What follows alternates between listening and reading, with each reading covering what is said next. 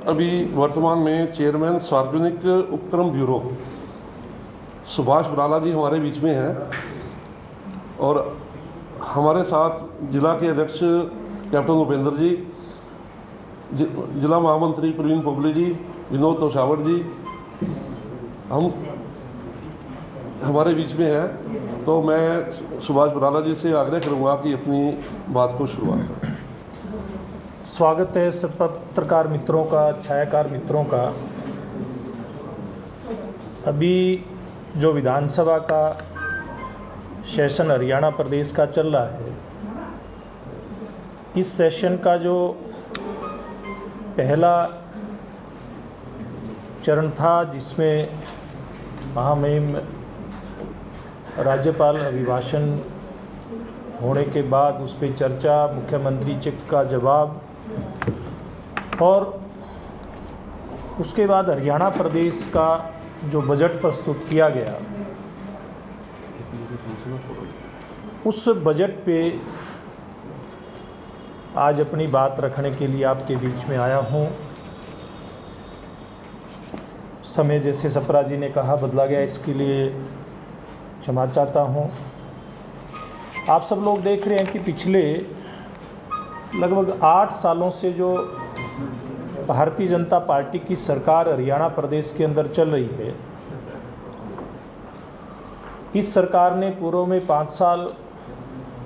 और बाद का एक गठबंधन का कार्यकाल हरियाणा प्रदेश को समग्रता के साथ सब क्षेत्रों में आगे लेकर के जाने का, यानी कि एक समग्र विकास हरियाणा प्रदेश का हो, इसका जो प्रयास शुरू किया था वो प्रयास अब भी जारी है और उसके परिणाम हरियाणा प्रदेश में दिखने लगे। हम हरियाणा वासियों का ये सौभाग्य है कि केंद्र में नरेंद्र मोदी जी के नेतृत्व की गतिशील सरकार और हरियाणा में मुख्यमंत्री मनोहर लाल जी के नेतृत्व की लगातार काम करके रिजल्ट देने वाली सरकार के कारण से आज हरियाणा प्रदेश काफ़ी मायनों में हमें आगे बढ़ता हुआ और बढ़ा हुआ दिखाई भी दे रहा है। अगर मैं मोटे तौर पे बात करूं, जब हरियाणा प्रदेश में हमारी सरकार 2014 में आई थी और 2015 में पहला बजट हरियाणा सरकार ने प्रस्तुत किया था, उससे लेकर के अब तक की निरंतर बढ़ोतरी की अगर बात करूं तो 37,000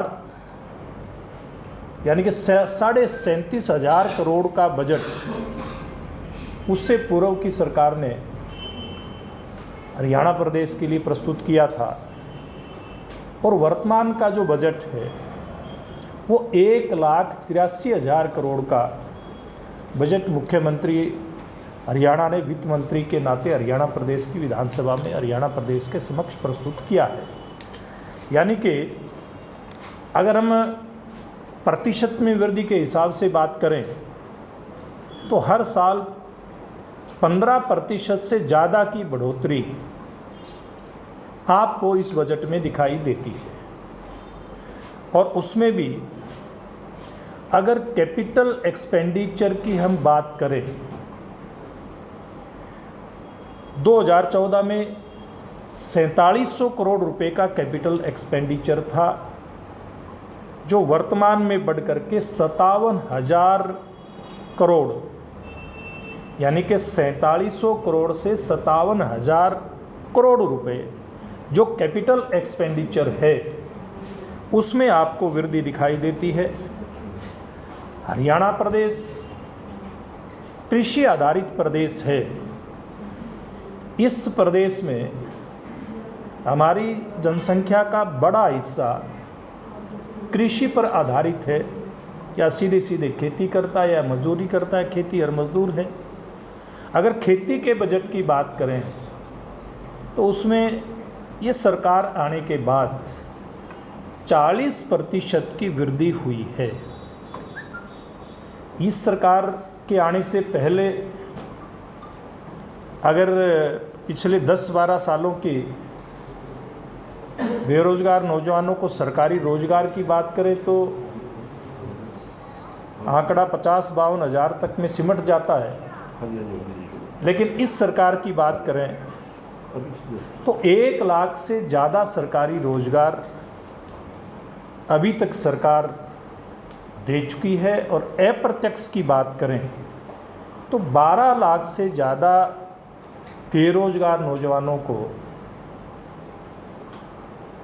प्राइवेट रोजगार की बात करें, स्वरोजगार की बात करें,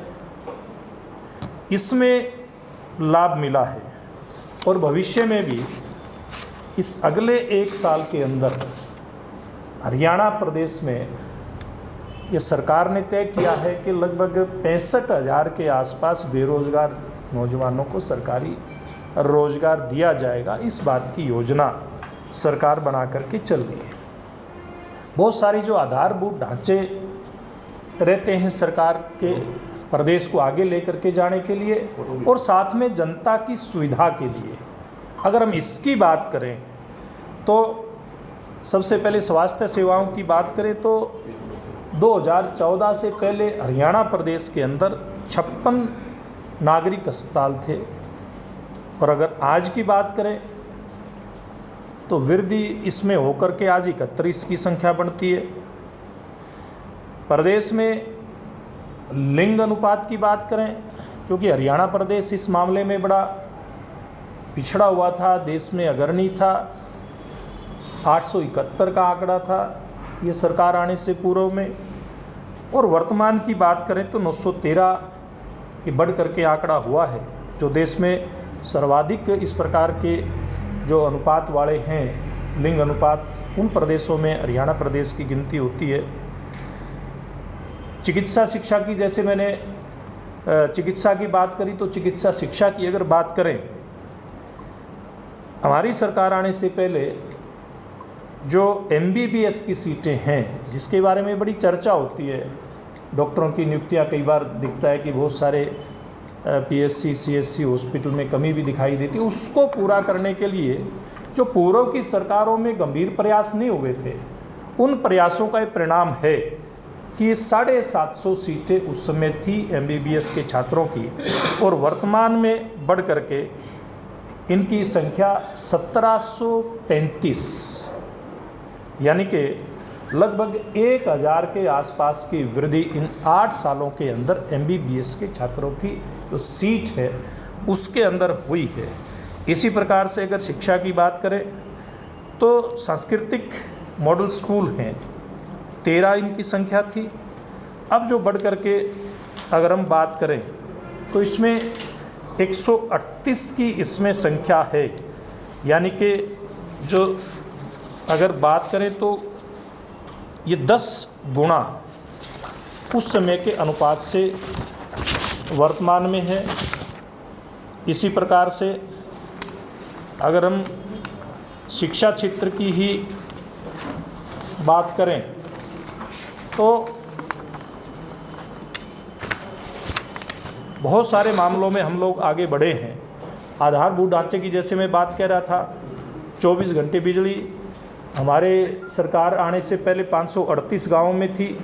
आज 5681 गाँव में आज 24 घंटे बिजली मिल रही है। कहीं अगर कोई उसमें कटौती भी होती है, बहुत सारे गांव में हुई है, ये बात आपके सामने कहने में मुझे कोई दिक्कत नहीं है, वो इसके कारण से है कि वहाँ लाइन लॉसेज जहाँ बढ़ते हैं वहाँ इसके अंदर कई बार हम लोगों को कटौती भी इसमें दिखाई देती है। ये सरकार आने से पहले महिला पुलिस थाने प्रदेश के अंदर 2 संख्या थी,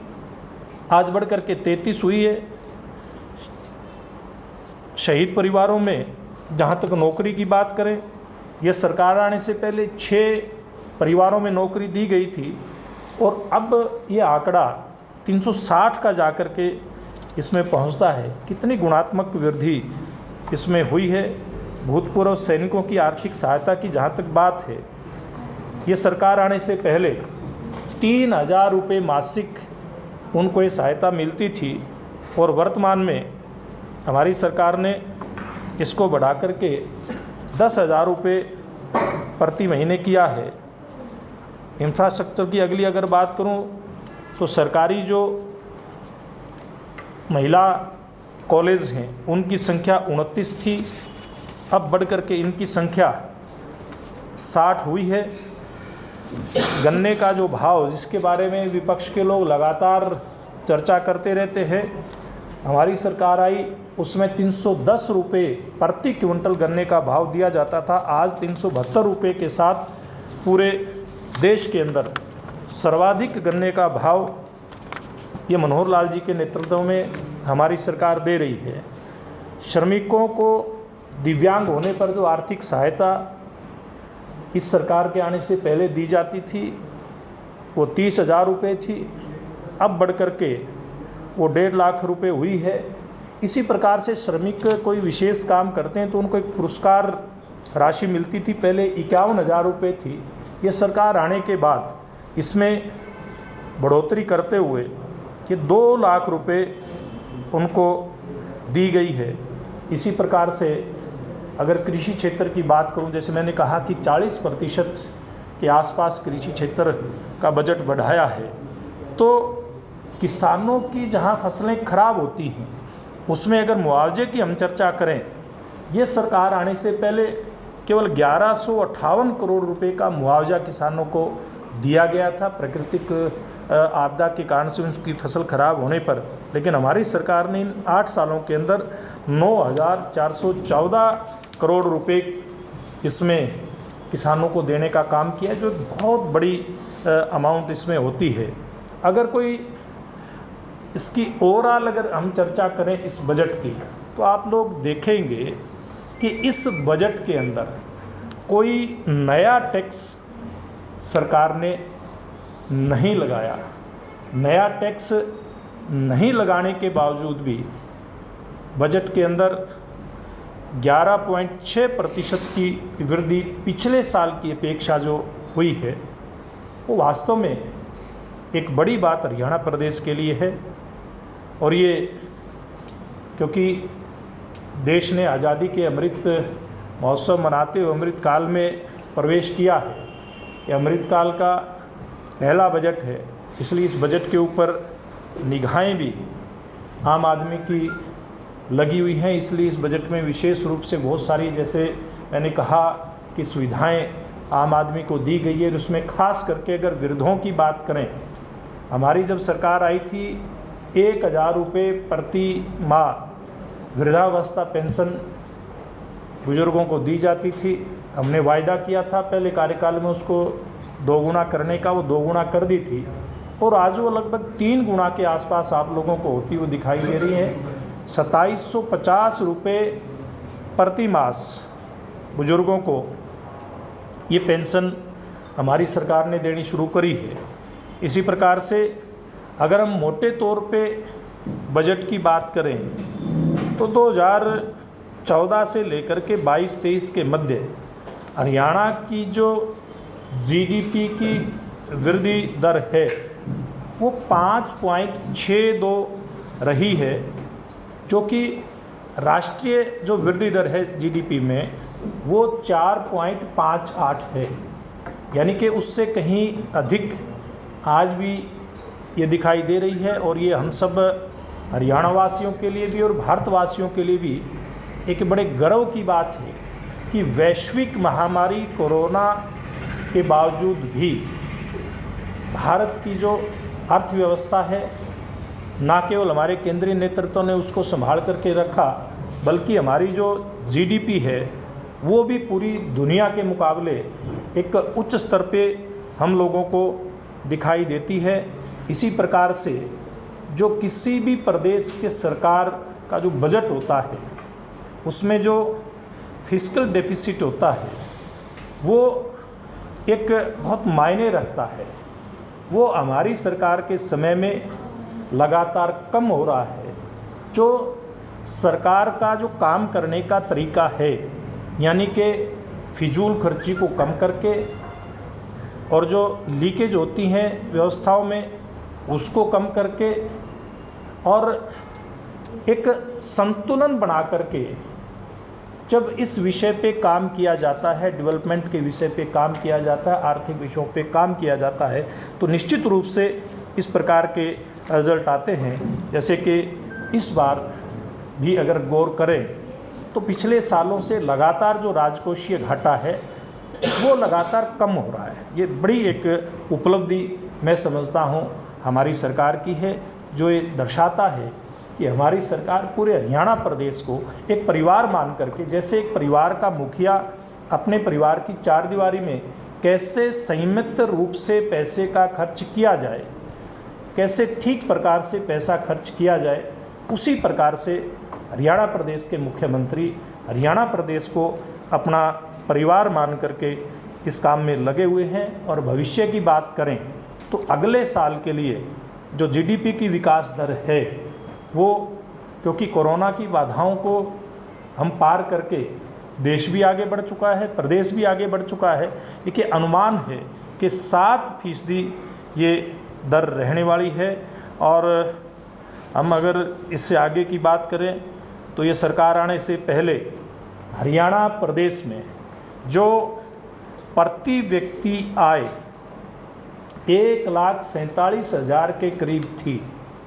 उपरोक्त सारी बातें जो मैंने कही उनके परिणाम स्वरूप ये बढ़ करके 3 लाख के करीब हो जाएगी, इस प्रकार का ये अनुमान है। और आधारभूत ढांचे की बात करें, बहुत सारी बात मैंने आपको आंकड़ों के माध्यम से भी बताने का काम किया है। अभी अगर अगले इस साल में जो कुछ लक्ष्य मोटे मोटे रखे गए हैं उनकी अगर बात करें तो खास करके जो प्राकृतिक खेती है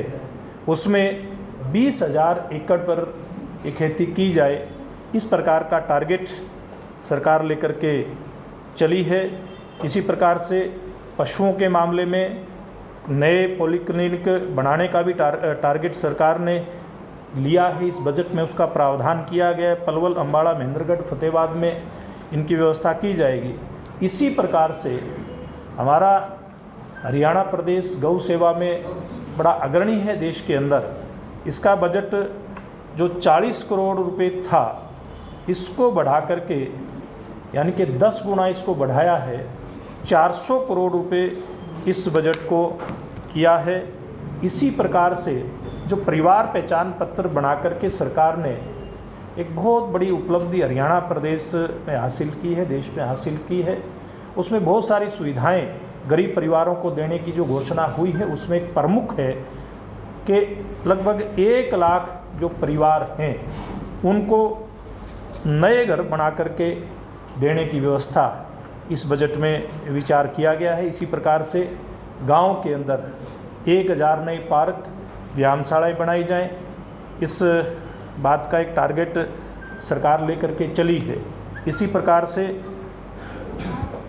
1500 नए हरहित स्टोर, ये कोऑपरेटिव डिपार्टमेंट इसको देख रहा है। इसमें जो हरहित स्टोर जहाँ भी खोले जाते हैं, खास करके ग्रामीण क्षेत्र में इसकी शुरुआत की गई और उसका अच्छा परिणाम निकल करके आया है। आज मैं एक फतेहाबाद ज़िले के एक धांगड़ गांव में बीएमसी का उद्घाटन करने गया था। उसी गांव में लगभग 1 साल पहले एक हरित स्टोर का उद्घाटन में करके आया था। उसके परिणाम जब गांव के लोगों से और वहाँ जो उसके चलाने वाले उसके संचालक हैं उनसे पूछा और जो उपभोक्ता है उनसे पूछा, तो दोनों की दृष्टि से हरित स्टोर के बड़े ज़बरदस्त परिणाम निकल करके आए हैं। तो नए साल में, नए बजट में 1500 नए हरहित स्टोर खोलने का जो एक टारगेट इसमें रखा गया है। इसी प्रकार से विद्यार्थियों के लिए पंचकुला और अम्बाड़ा में 200 बेड के नए छात्रावास खोलने का एक टारगेट रखा गया है। इसी प्रकार से शिक्षा को निचले स्तर से ही अच्छा करने के लिए, उसमें सुधार करने के लिए वैसे तो बहुत सारे कदम इसमें पूर्व में उठाए गए हैं जिनकी चर्चा मैंने की है, लेकिन 4000 नए प्लेवे स्कूल पूरे हरियाणा में खोले जाएंगे, इस बात की व्यवस्था इस बजट के अंदर की है। इसी प्रकार से कैप्टन साहब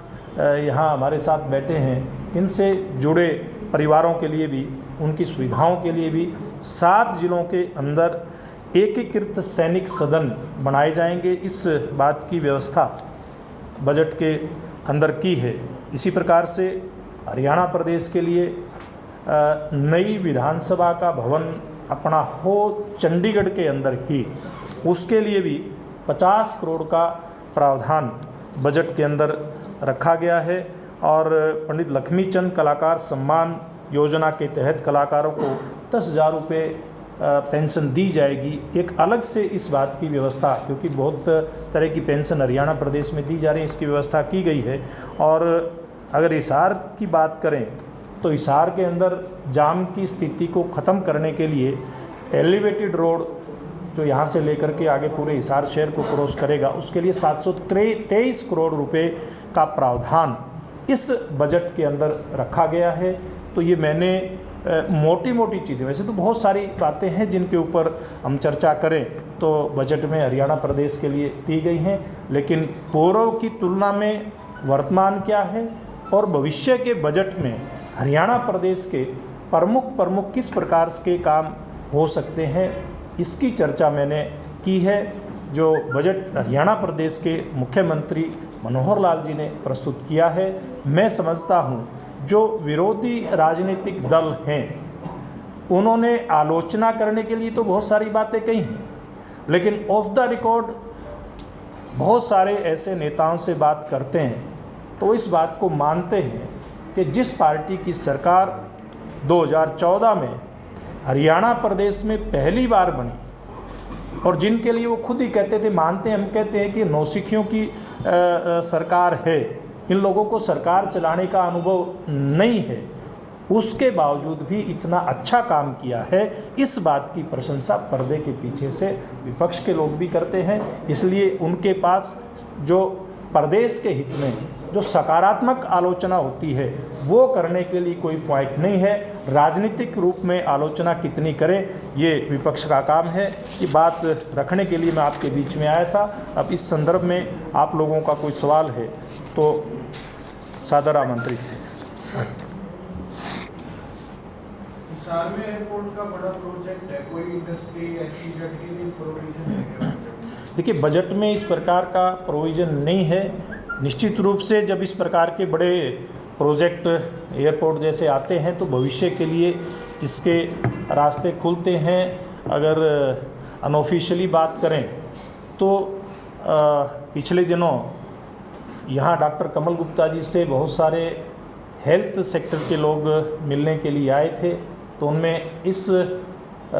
बात के प्रति बड़ी उत्सुकता है कि हिसार क्षेत्र में हमारे अपने प्रदेश के लिए भी और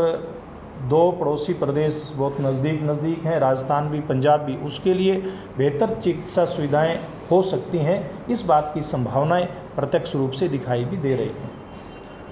बराला जी, पिछले 40-50 साल से हिसार का जो सिविल हॉस्पिटल है वो बिल्कुल मतलब उसकी हालत ऐसी है। कई बार डॉक्टर कमल गुप्ता ने भी कहा कि उसकी जगह चुनी जा रही है, लेकिन अभी 8 साल तो आपकी सरकार ही रही है, तो उस पर बजट में या कोई भी चर्चा इस तरह की नहीं है। जैसे अभी गुड़गांव को भी 700 बेड का हॉस्पिटल आप लोगों ने बजट में दिया, तो आपको लगता नहीं कि एयरपोर्ट और एलिवेटेड रोड से ज़रूरी, क्योंकि कोरोना में तो सबसे ज़्यादा ज़रूरत हॉस्पिटल की ही जी। देखिए, निश्चित रूप से जो आप जो कह रहे हैं पर्टिकुलर इस बात की चर्चा नहीं है, लेकिन तो भी हम बात करें तो स्वास्थ्य, चिकित्सा और परिवार कल्याण के लिए जो 9647 करोड़ रुपए का बजट प्रदेश की सरकार के द्वारा रखा गया है, ये बजट इसी प्रकार से है कि जिसमें पर्टिकुलर किसी काम के लिए बजट नहीं होता, तो इसमें से जो बजट एक विशेष क्षेत्र के लिए अलॉट किया है, इसमें से पैसा आ सकता है। बराला जी, आपने किसानों के बारे में बहुत कुछ कहा कि किसानों के लिए बजट रखा गया, ग्राम खेत खलिहान मार्गों का निर्माण जो करवाने का भी काफ़ी पैसा लगाया गया, लेकिन कई गांवों में आरयूबी बने हुए हैं, उनकी कई दिन पानी के भरे रहते हैं, उसके लिए भी क्या प्रावधान? देखिए, निश्चित रूप से बड़ा सही सवाल उठाया आपने। जो आरयूबी बने हैं ग्रामीण क्षेत्र में, उसमें कई बार पानी खड़ा दिखाई देता है। पिछले 3 या 4 महीने पुरानी बात है, जो केंद्रीय बजट है, जैसे हरियाणा प्रदेश में मुख्यमंत्री जी ने बजट से पहले अलग अलग अपने उनसे चुने हुए प्रतिनिधियों से बैठक की थी, इसी प्रकार से केंद्रीय बजट से पहले हमारे सब सांसदों ने केंद्रीय जो मंत्रालय हैं उनके वरिष्ठतम अधिकारियों से बैठकें की थी और इस विषय में वहाँ चर्चा आई है। हमारे सांसदों ने विशेष रूप से, हमने भी लिखित में ये जो समस्या है ये उठाई थी हमारे सांसद के सामने और वो उन्होंने बड़ी अच्छे तरीके से केंद्रीय अधिकारियों के रेल अधिकारियों के सामने उठाई है। तो मैं उम्मीद कर सकता हूँ कि भविष्य में, क्योंकि ये रेल का जो विभाग है प्रदेश और केंद्र दोनों के इस अधिकार क्षेत्र में आता है और जो रेल की पटड़ी के नीचे का जो पार्ट है खास करके वो केंद्र सरकार का जो मंत्रालय के अंदर आता है, अधीन आता है, उसमें निश्चित रूप से उम्मीद की जा सकती है भविष्य में इस चीज़ का इलाज होगा। बराला जी, एक अगरवा धाम को रेलवे से जोड़ने की कई बार मांग उठी है। देखिए इस बजट में उसकी कोई क्योंकि ये केंद्रीय बजट में भी नहीं, हरियाणा के प्रदेश के बजट में इस बात की चर्चा नहीं है। एक मेडिकल कॉलेज जो टोहाना बनने जा रहा है, हाँ जी, चर्चा आई है जी। अब वो तो अभी सरकार का केंद्र